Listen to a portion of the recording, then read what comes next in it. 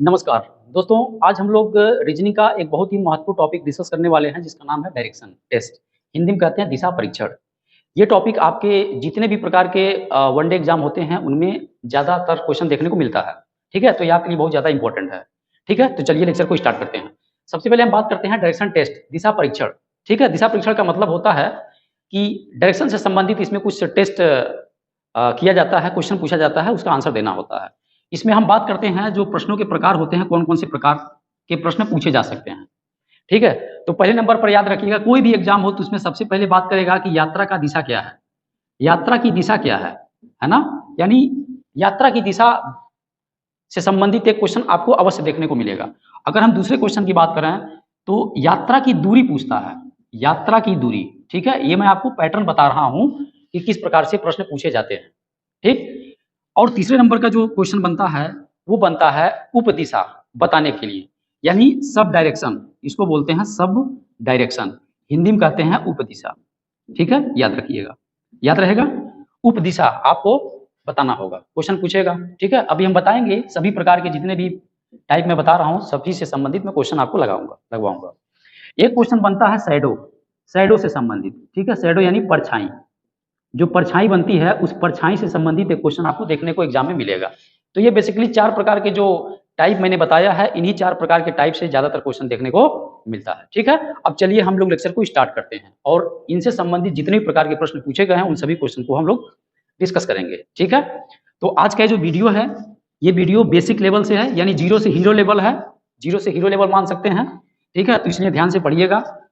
अगर आपको आ रहा है तो चैनल को स्किप कर सकते हैं, छोड़ सकते हैं, और जिनको जीरो से यानी हीरो बनना है, यानी बेसिक से हाई लेवल पहुंचना है, वो लेक्चर को अवश्य देखेंगे। ठीक है, चलिए बात करते हैं डायरेक्शन का। ध्यान से कॉन्सेप्ट को पहले समझ लीजिए, उसके बाद जब मैं क्वेश्चन लगाऊंगा तो आपको ऑटोमेटिक उसका आंसर आने लगेगा। देखिए भाई, ये डायरेक्शन के बारे में बता रहा हूं कि जो मेन डायरेक्शन होती है वो कितनी होती है। ठीक है, मेन यानी इसी को बोलते हैं मुख्य, मुख्य दिशा कितनी होती है, यानी कितनी मानी जाती है। तो आपको पता होगा, बचपन से जानते होंगे, जो मुख्य दिशा होती है टोटल 4 होती है। कितनी होती है? 4 होती है। ठीक, 4 होती है। कैसे होती है देखिए, देखिए भाई यहाँ पर मैंने एरो बनाया है, ये नॉर्थ है, इसको बोलते हैं नॉर्थ। नॉर्थ के जस्ट अपोजिट आपका होता है साउथ। ठीक है, और इस डायरेक्शन में होता है, इधर होता है आपका ईस्ट। ठीक है, ईस्ट का मतलब पूरब, और इधर आपका होता है इसके जस्ट अपोजिट, यानी ईस्ट के जस्ट अपोजिट होता है वेस्ट। ठीक है, आपको यहाँ पर समझना है, ध्यान देना है। मैंने बोला कि मेन जो दिशा होता है वो कितना होता है? 4 होता है। ठीक, समझ रहे हैं आप, वेरी गुड। अब देखिएगा 4 यही जो मेन है, north, north south east west, ये 4 आपके मेजर डायरेक्शन है, यानी मुख्य दिशा है। इसी को मूल दिशा भी कहा जाता है। अब अगर हम ये कहें कि भाई सब डायरेक्शन क्या होता है, ध्यान से समझिएगा। सब डायरेक्शन का मतलब होता है उपदिशा। क्या होता है, कितना होता है? तो ये भी 4 होता है भाई, देखिएगा ध्यान से, 4 होता है। ठीक है, अब 4 कैसे होता है देखिए, ये नॉर्थ है, ईस्ट है, नॉर्थ ईस्ट के बीच, वो बीच से एक रास्ता बनता हुआ जाएगा। क्या बोला? नॉर्थ और ईस्ट के बीचों बीच से, बीचों बीच से एकदम। ठीक है ना, बीचों बीच का मतलब ये होता है, अगर देखा जाए तो ये टोटल ये 90 डिग्री का कोण बनता है। 90 यहाँ, 90 यहाँ, 90 पूरा यहाँ, और जब बीचों बीच से जाएगा तो अधियाएगा नहीं, अधियाएगा, यानी इधर कितना बनेगा? 45, और इधर कितना बनेगा? 45। ठीक है, तो बीचों बीच से जा रहा है, तो चूंकि बीचों बीच से जा रहा है तो नॉर्थ ईस्ट के बीच में, इसलिए नॉर्थ ईस्ट इसको लिखेंगे।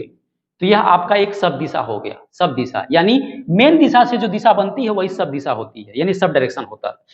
वैसे ही अगर हम यहाँ पर बीचों बीच से एक लाइन ड्रॉ कर दें तो ये भी तो एक दिशा बता रहा भाई, ये साउथ है, ईस्ट है, तो यहाँ साउथ है और क्या बन गया? ईस्ट। तो ये गोला वाला यानी सर्किल वाला सब डायरेक्शन, सर्किल वाला सब डायरेक्शन। वैसे ही यहाँ भी आप देख लीजिए, यहाँ भी आप देख सकते हैं, ये साउथ है, वेस्ट है, तो साउथ वेस्ट के बीच पड़ रहा है, इसलिए यहाँ पर लिख देंगे साउथ वेस्ट, एक नई उपदिशा हो गई। और यहाँ पर अगर बात करें तो एक और यहाँ पर लाइन आप ड्रॉ कर सकते हैं। ठीक है, बीचों बीच से, और इस डायरेक्शन का नाम होगा, चूंकि नॉर्थ वेस्ट के बीच पड़ रहा है इसलिए बोलेंगे NW, यानी नॉर्थ वेस्ट। ठीक है, तो ये आपका हो गया 4। तो देखिए जितना भी गोला दिख रहा है 1 2 3 4, यही 4 हो गए सब डायरेक्शन, और जो मेन दिशा है 1 2 3 4, ये मेन दिशा हो गया। ठीक है, बात समझ गए? इतना बात आप ध्यान से नोट कर लीजिएगा, नोट डाउन कर लीजिएगा। अब आगे बढ़ते हैं। दिशा के बारे में तो मैंने बता दिया कॉन्सेप्ट। ठीक है, अब हम थोड़ा सा बात करते हैं राइट और लेफ्ट टर्न होने के कॉन्सेप्ट के बारे में। ठीक है, अगर ये आपका कॉन्सेप्ट क्लियर हो गया तो यकीन मानिए कि डायरेक्शन से संबंधित आपका एक भी सवाल छूटने वाला नहीं है। ठीक है, देखिए ये आपका है एक 4 दिशा हो गया, मेन दिशा हो गया। ये क्या है? नॉर्थ, ये है साउथ, ये है ईस्ट और ये है वेस्ट। अब आप कहेंगे गुरुजी आप यहाँ पर एरो काहे बनाए हैं? एरो काहे बनाए हैं? तो हम ये कहेंगे एरो इसलिए बनाया है क्योंकि हम मान के चल रहे हैं कि यहाँ पर एक आदमी बैठा है, यानी एक आदमी खड़ा है, उसका मुंह किधर है? नॉर्थ की तरफ है। वैसे ही हम यहाँ एरो बनाए हैं तो आप मान के चलिएगा कि यहाँ एक आदमी खड़ा है और ये ईस्ट की तरफ है। ठीक है, जब भी आप डायरेक्शन का सवाल लगाइए तो उसमें अपने आप को उस डायरेक्शन से संबंधित सवाल में अपने आप को वहां बैठा करके चेक करिएगा, ऑटोमेटिक आंसर आपको मिल जाएगा।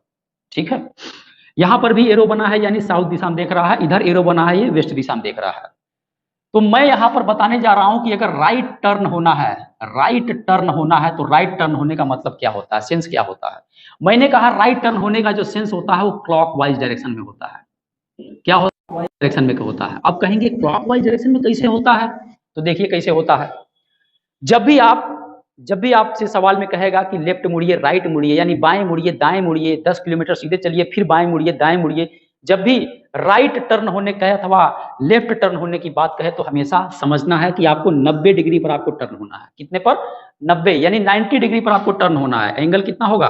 90 डिग्री होगा। ठीक, ऐसे ही अगर कोई व्यक्ति ईस्ट डायरेक्शन में देख रहा, हमने कहा राइट मुड़ यानी दाहिने मुड़, तो दाहिने मुड़ने का मतलब किधर मुड़ेगा? तो राइट इधर मुड़ेगा, क्योंकि आप जब यहाँ खड़े होंगे तो आप खड़े होंगे तो ये आपका राइट हैंड होगा या आपका लेफ्ट हैंड होगा। ठीक है, तो यहाँ से कंपेयर कर लीजिएगा, यहाँ पर खड़ा होइए, देखिए ऐसे खड़ा है, इधर राइट है इधर लेफ्ट है। ठीक है, तो ये राइट टर्न हुआ, हमने कहा राइट टर्न हो जाओ तो राइट टर्न हुआ 90 डिग्री पर, देखिए। और राइट टर्न होने का मतलब दोस्तों यही होता है कि हमेशा 90 डिग्री पर टर्न होना। वैसे अगर कोई व्यक्ति यहाँ खड़ा है, हमने कहा राइट टर्न हो जाओ, तो राइट टर्न होने का मतलब आप समझना 90 डिग्री पर उसे मोड़ना है। अगर वेस्ट डायरेक्शन में देख रहा है तो ऐसे ही उसे राइट टर्न होना है, तो कहाँ? 90 डिग्री पर आपको मोड़ना है। यानी कहने का मतलब यह हुआ कि जब भी आपसे क्वेश्चन करेगा लेफ्ट राइट मुड़ने के लिए तो आपको हमेशा 90 डिग्री पर टर्न होना है। अब देखिए, हमने कहा कि भैया नॉर्थ से कोई व्यक्ति स्टार्ट किया, मुड़ते मुड़ते मुड़ते ईस्ट साउथ और वेस्ट से सीधे कहां पहुंच गया? नॉर्थ पहुंच गया।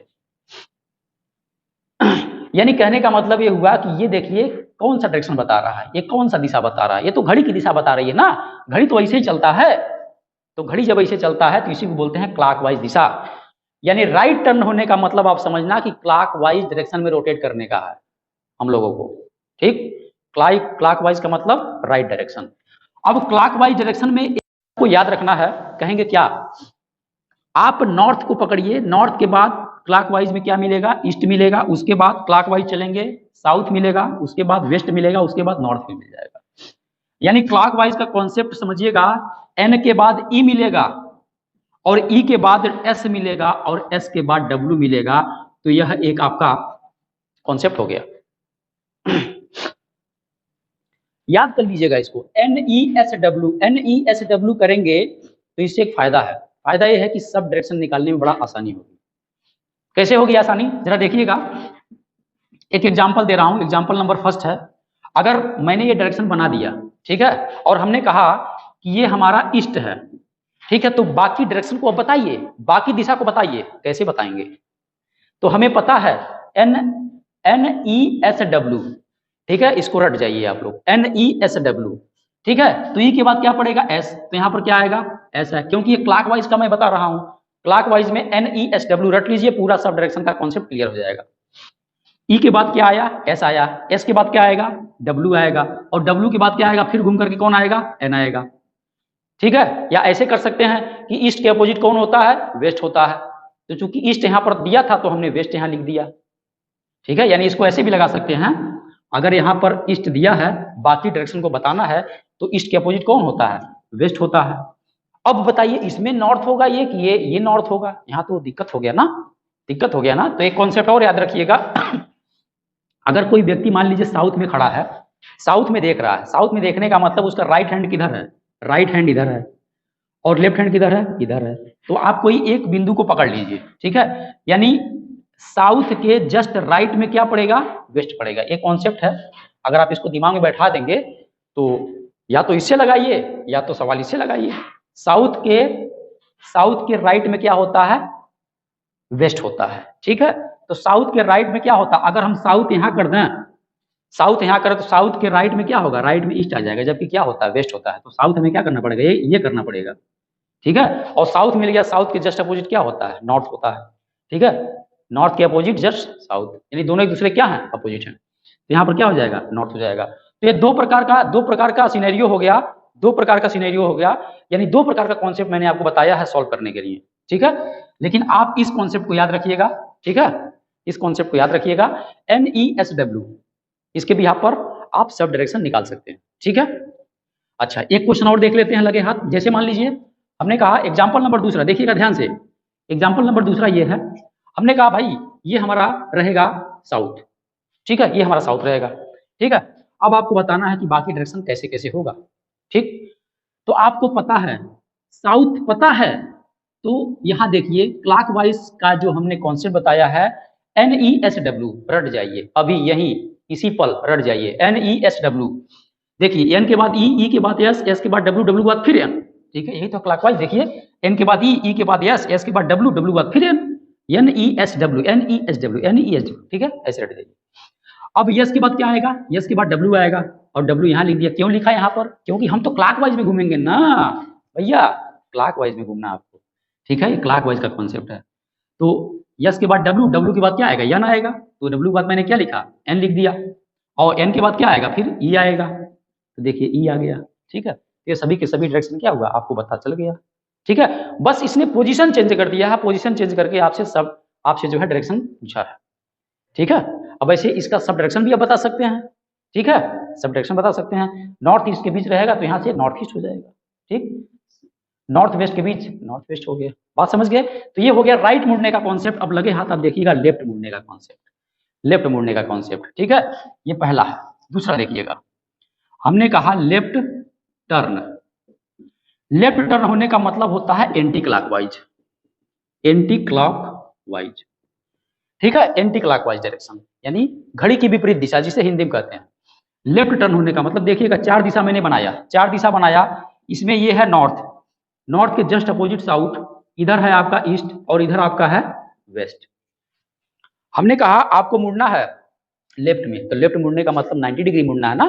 तो आप यहाँ खड़े हैं, मुंह आपका नॉर्थ की तरफ है, तो लेफ्ट किधर होगा, लेफ्ट इधर होगा ना, लेफ्ट हो जाएगा। और एंगल कितना होगा, 90 डिग्री होगा। तो एंगल की बात नहीं है, आपके कॉन्सेप्ट की बात है। हमने कहा कि आपको टर्न होना है लेफ्ट में, तो लेफ्ट ऐसे टर्न हो जाएंगे, ठीक है, इधर इधर तो राइट होगा। अब साउथ में अगर आप खड़े हैं, साउथ में देख रहे हैं, हमने कहा लेफ्ट आपको मुड़ना है, तो लेफ्ट किधर मुड़ेंगे, इधर मुड़ेंगे, ठीक है। ईस्ट में खड़े हैं, लेफ्ट मुड़ना है, इधर मुड़ेंगे। तो देखिए नॉर्थ से आपने स्टार्ट किया और इस तरीके से एंटी क्लॉकवाइज घूमते घूमते घूमते घूमते नॉर्थ में पहुंच गया, ठीक है। यानी कहने का मतलब ये हुआ कि लेफ्ट टर्न का मतलब हो गया एंटी क्लॉकवाइज डायरेक्शन। जब भी आपसे लेफ्ट टर्न कहे तो आप समझ जाना कि एंटी क्लॉकवाइज मूव करना है, ठीक है, याद रखिएगा। लेकिन अगर आपने एक कॉन्सेप्ट सीख लिया है तो दूसरा आपके लिए बहुत आसान है, ठीक है। तो ये हो गया आपका लेफ्ट राइट टर्न होने का कॉन्सेप्ट, ठीक है। अब इसके बिहाफ पर आप कुछ क्वेश्चन लगा सकते हैं। तो अब हम लोग इससे संबंधित क्वेश्चन लगाएंगे। कॉन्सेप्ट मैंने आपको बता दिया है, दे दिया है, ठीक है। अब इससे संबंधित मैं आप लोगों को कल क्वेश्चन लगवाऊंगा, ठीक है। यानी कल का जो वीडियो होगा वो काफी इंपॉर्टेंट होगा। जो आज आपने कॉन्सेप्ट सीखा है, इस कॉन्सेप्ट के बिहाफ पर कल का वीडियो वेरी इंपॉर्टेंट होगा, ठीक है। इसी के साथ thank you very much, take care, bye bye.